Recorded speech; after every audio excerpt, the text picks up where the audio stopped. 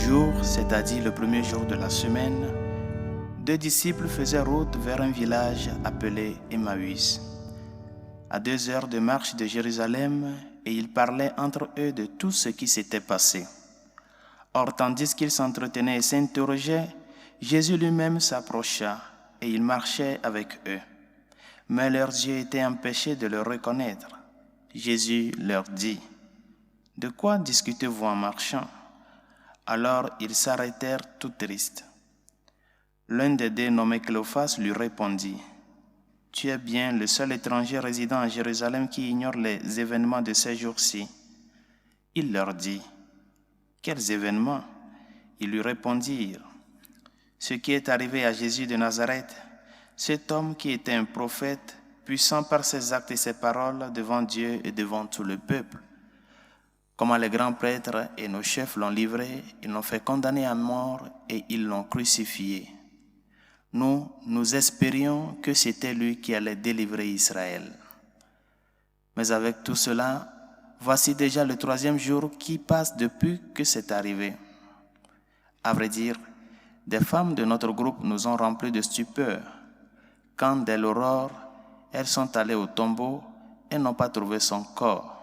Elles sont venues nous dire qu'elles avaient même eu une vision, des anges qui disaient qu'il est vivant. Quelques-uns de nos compagnons sont allés au tombeau et ils ont trouvé les choses comme les femmes l'avaient dit. Mais lui, ils ne l'ont pas vu. Il leur dit alors: « Esprit sans intelligence, comme votre cœur est lent à croire tout ce que les prophètes ont dit. Ne fallait-il pas que le Christ ait souffert cela pour entrer dans sa gloire ?» Et partant de Moïse et de tous les prophètes, il leur interpréta dans toute l'Écriture ce qui le concernait. Quand ils approchèrent du village où ils se rendaient, Jésus fit semblant d'aller plus loin, mais ils s'efforcèrent de le retenir. « Reste avec nous, car le soir approche et déjà le jour baisse. » Il entra donc pour rester avec eux. Quand il fut à table avec eux, ayant pris le pain, il prononça la bénédiction et l'ayant rompu, il le leur donna. Alors leurs yeux s'ouvrirent et ils le reconnurent, mais il disparut à leurs égards. Ils se dirent l'un à l'autre: « Notre cœur n'était-il pas brûlant en nous, tandis qu'il nous parlait sur la route et nous ouvrait les Écritures ?» En l'instant même, ils se levèrent et retournèrent à Jérusalem. Ils y trouvèrent réunis les 11 apôtres et leurs compagnons qui leur dirent: « Le Seigneur est réellement ressuscité, il est apparu à Simon-Pierre. » À leur tour, ils racontaient ce qui s'était passé sur la route et comment le Seigneur s'est fait reconnaître par eux à la fraction du pain. Acclamons la parole de Dieu. Louange à toi, Seigneur Jésus.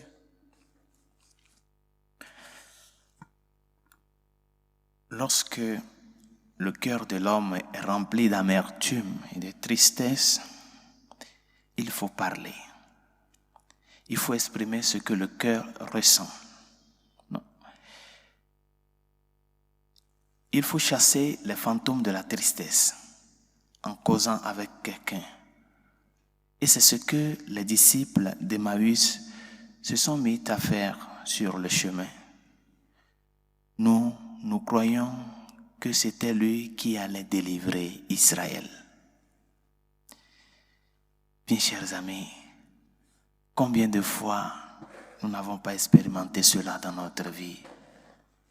Le silence de Dieu, la faiblesse de Dieu, entre guillemets, le Tout-Puissant qui se fait faible ou bien qui se fait le sourd devant ta situation personnelle. Alors que ce n'est pas qu'il est impuissant. Ce n'est pas ça.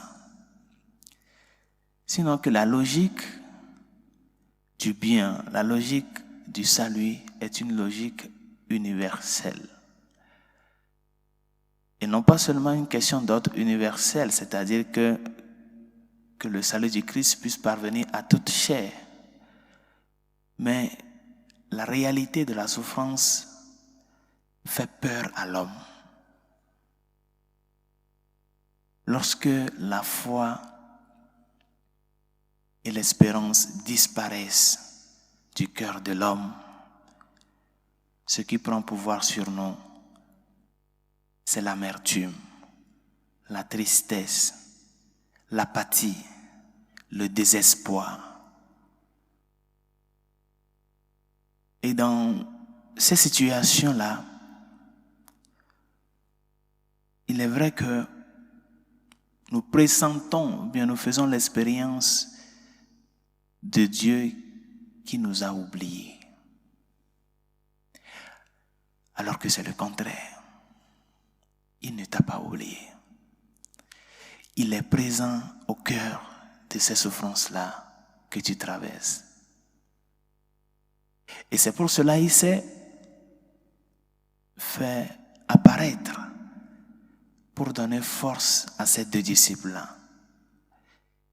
Il n'a pas laissé que le désespoir les emporte, que la tristesse les engloutit, mais il est apparu dans le silence pour les accompagner, pour leur raviver la foi et l'espérance. Bien chers amis, le Seigneur lui-même, il a fait l'expérience de ce sentiment profondément humain de comme si Dieu nous a abandonnés dans nos situations que nous traversons, surtout celles qui sont les plus difficiles.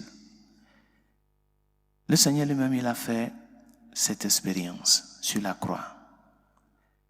Il a crié vers son Père, mon Dieu, pourquoi m'as-tu abandonné? Croyez-vous que le Père a abandonné le Fils? Il ne l'a pas abandonné. Il est là présent, silencieux, souffrant avec le Fils. Le Père a souffert avec le Fils dans ce silence-là. Et c'est pour cela que le Seigneur t'interpelle. Le Seigneur te dit, n'aie pas peur. Je suis avec toi. Et c'est cette présence parfois silencieuse, cette présence cachée de Dieu, c'est ce que nous vivons au cours de l'Eucharistie. Dieu qui se cache derrière un morceau de pain. C'est cette présence cachée de Dieu qui nous donne réconfort et soutien dans les moments de difficulté. Il est présent, il est ressuscité, il est vivant. Et nous faisons l'expérience de cette présence cachée du Seigneur dans l'Eucharistie, au jour le jour. Retenons-le bien, le Seigneur n'abandonne jamais ceux qu'il a choisis comme amis dans les moments de difficulté. Il ne t'abandonne pas. Il ne nous abandonne pas. Il est au cœur de notre vie. Il est au cœur de chaque situation que tu vis. Ouvre-toi à lui pour le reconnaître comme le disciple de Maüs. Il se fait reconnaître, mais il est déjà caché dans l'Eucharistie. À toi de le reconnaître vraiment. Savoir que ce morceau de pain n'est pas du pain, mais c'est le Christ qui, par amour pour toi, a préféré rester dans l'Eucharistie, dans ce petit morceau de pain, pour être plus proche de toi, pour te manifester cette proximité, cette empathie, cet amour de Dieu qui s'est fait un des nôtres, le Dieu avec nous, le Dieu Emmanuel. Par conséquent, ne tombe pas devant les difficultés, ne perds pas le courage. Ne pense pas que le Seigneur t'a oublié. Il est avec toi. Il souffre avec toi. Il traverse la situation là avec toi. Lui seul sait la raison pour laquelle tu la vis. Mais il ne t'abandonne jamais. Et crois-le, il est au milieu de nous, comme lui-même il nous l'a dit, jusqu'à la fin des temps.